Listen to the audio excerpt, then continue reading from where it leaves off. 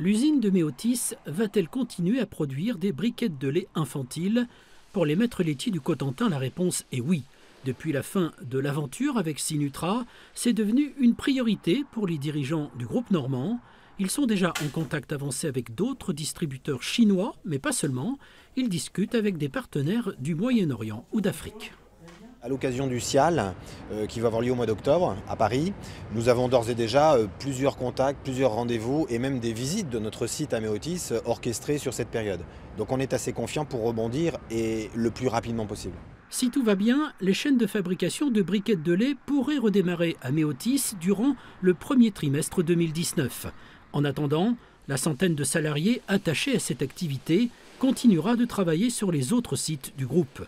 Quant aux 90 millions de litres de lait qui devaient servir à alimenter le marché chinois, ils seront écoulés dans les autres secteurs d'activité.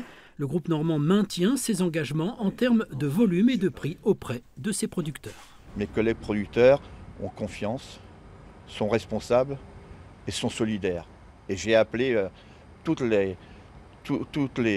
forces et les valeurs et les hommes et les femmes du groupe Maître Laitier à cette solidarité. Ça commence dans les fermes, au niveau des producteurs, ça se poursuit dans les usines, au niveau des salariés d'usine, et ça se poursuit aussi dans nos filiales de distribution, dans le groupe France Frais. Le dossier Synutra va lui se poursuivre devant les tribunaux de commerce.